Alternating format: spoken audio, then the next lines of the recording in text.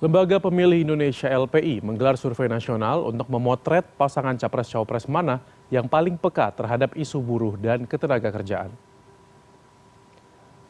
Menggunakan teknik sampling multi-stage random dengan populasi sampel dari 18 provinsi, survei elektabilitas pasangan capres-cawapres bagi kalangan buruh dan kaum pekerja ini dilakukan dalam rentan waktu bulan November 2023. Hasilnya sebanyak 68% menilai pasangan Ganjar Mahfud adalah pasangan yang paling peduli dengan isu buruh dan ketenagakerjaan. Sementara di urutan kedua, pasangan Anies Muhaimin memperoleh suara 12,50%, disusul pasangan Prabowo Gibran dengan 10,75%. Survei ini menggunakan sampel 1.700 orang dengan margin of error sebesar 2,5% pada tingkat kepercayaan sebesar 95%. Yang kita lihat, yang LPI cermati, bagaimana setiap paslon ditantang gitu ya, untuk menyelesaikan persoalan-persoalan atau problem-problem perburuhan di Indonesia gitu. Dan ini juga terkait bagaimana landscape ketenagakerjaan dalam respon juga gitu ya, dalam respon tantangan demografi Indonesia ke depan gitu. Dan tempat ya di mana, Pak?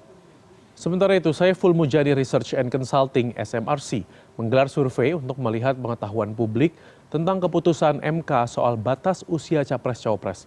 Hasilnya ada 40,5% publik yang tahu keputusan MK dan yang tidak tahu sebesar 59,5%.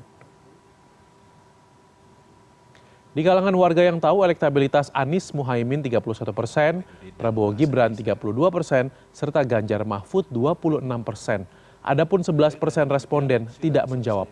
Survei dilakukan pada 29 Oktober hingga 5 November 2023 dengan metode wawancara tatap muka. Survei menggunakan 2.400 responden dipilih secara acak.